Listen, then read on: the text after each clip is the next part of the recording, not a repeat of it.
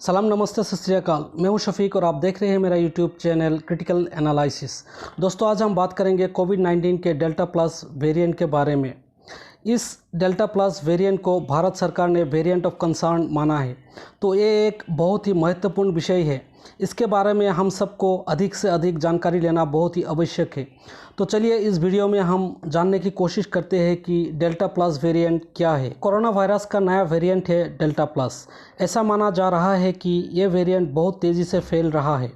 इसको तीसरी लहर की वजह भी माना जा सकता है। डेल्टा प्लस वेरिएंट यानी B.1.6172 को लेकर ब्रिटेन सरकार की हेल्थ संगठन पब्लिक हेल्थ इंग्लैंड ने एक रिपोर्ट जारी की, जिसमें कई चौंकाने वाले खुलासे किए हैं। भारत में सबसे पहले सामने आए डेल्टा प्लस म्यूटेशन से बना है। इसके अलावा K41N नाम का म्यूटेशन जो साउथ अफ्रीका में बेटा वेरिएंट में पाया गया था, उससे भी इसका लक्षण मिलते हैं, इसलिए ये ज़्यादा खतरनाक है। कुछ साइंटिस्टों ने आशंका जताई है कि ये वेरिएंट अल्फ़ा की तुलना में 35-60% अधिक संक्रामक है। अब सवाल ये है कि क्या इस पर वैक्सीन काम नहीं करती है। प्रोफेसर शहीद जमाल ने कहा है कि डेल्टा प्लस वेरिएंट वैक्सीन और इम्यूनिटी दोनों को चकमा दे सकते हैं। ऐसा इसलिए क्योंकि डेल्टा प्लस में वह सारे लक्षण हैं जो डेल्टा वेरिएंट में थे। साथ ही बेटा वेरिएंट के लक्षण भी इसमें है। बेटा वेरिएंट वैक्सीन को चकमा देने में अल्फ़ा और डेल्टा वेरिएंट से ज़्यादा तेज़ है। हालांकि सरकार ने अध्ययनों के हवाले से कहा है कि डेल्टा वेरिएंट पर कोविशील्ड और कोवैक्सीन प्रभावी है। भारत सरकार और वर्ल्ड हेल्थ ऑर्गेनाइजेशन इसे कितना गंभीर मानते हैं। भारतीय स्वास्थ्य मंत्रालय ने डेल्टा प्लस को वर्तमान में चिंताजनक बताया है। दरअसल वायरस के किसी वेरिएंट तब चिंताजनक बताया जाता है जब वो अधिक संक्रामक हो और गंभीर रूप से बीमार कर सकता है। वर्ल्ड हेल्थ ऑर्गेनाइजेशन भी इस पर नज़र बनाए हुए हैं। क्या डेल्टा प्लस तीसरी लहर का कारण बन सकता है?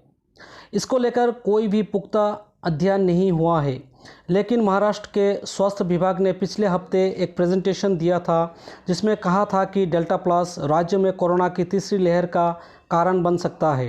डेल्टा प्लस पर अभी निगरानी रखनी होगी, क्योंकि सारे वेरिएंट खतरनाक नहीं हो सकते। दूसरी चीज़ ये भी है कि भारत में डेल्टा वेरिएंट बड़ी आबादी को संक्रमित कर चुका है। डेल्टा प्लस वेरिएंट के लक्षण कैसे हैं?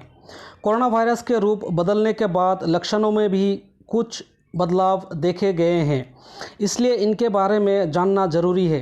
डेल्टा प्लस वेरिएंट के सामान्य लक्षणों में सूखी खांसी, बुखार और थकना शामिल है।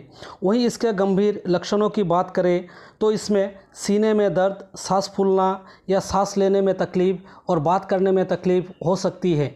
इसके अलावा वर्ल्ड हेल्थ ऑर्गेनाइजेशन के स्वास्थ्य अधिकारियों ने कुछ सामान्य लक्षण बताए हैं, जिसमें बॉडी पर चकत्ते, पैरों की उंगली का रंग में बदलाव होना, गले में खराश, स्वाद और गंध की हानि, दस्त और सिर दर्द शामिल है। तो डेल्टा प्लस वेरिएंट से हम कैसे बचें? घर से बाहर निकलने पर डबल मास्क जरूर पहनें। ज़रूरत पड़ने पर ही घर से बाहर निकलें।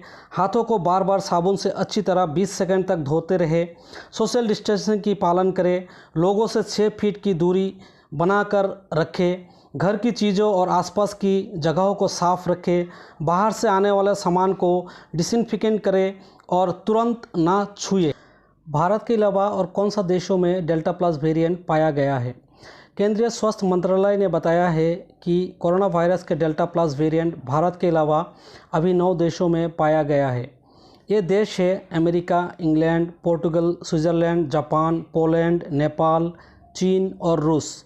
जहाँ तक बात वायरस के डेल्टा वेरिएंट की है, तो ये भारत सहित दुनिया के 80 देशों में पाया गया है। डेल्टा प्लस वेरिएंट बच्चों के लिए कितना चिंताजनक है? केरल में इस वेरिएंट से 4 साल का बच्चा भी संक्रमित हुआ है। पूरा देश में टीकाकरण अभियान ज़ोर से चल रहा है, लेकिन बच्चों के लिए अभी कोई वैक्सीन नहीं आई। इस कारण बच्चे अभी वायरस के प्रति ज़्यादा संवेदनशील बने हुए हैं। कहा भी जा रहा है कि अगर भारत में कोविड-19 महामारी की तीसरी लहर आएगी तो बच्चे ज़्यादा प्रभावित होंगे। कुछ एक्सपर्ट्स ये भी मान रहे हैं कि अगर डेल्टा प्लस वेरिएंट के संक्रमण की रफ्तार तेज़ हुई तो इसी की वजह से तीसरी लहर आएगी। वैसे ये सभी अभी अटकलें हैं। पुख्ता जानकारी हासिल करने के लगातार रिसर्च हो रही है। तो ये था हमारा आज का रिपोर्ट कोविड-19 के डेल्टा प्लस वेरिएंट पे। आपको कैसा लगा कमेंट सेक्शन में ज़रूर बताइए, और आपसे गुजारिश है कि हमारे यूट्यूब चैनल क्रिटिकल एनालिसिस को सब्सक्राइब, लाइक, शेयर ज़रूर करें। जय हिंद।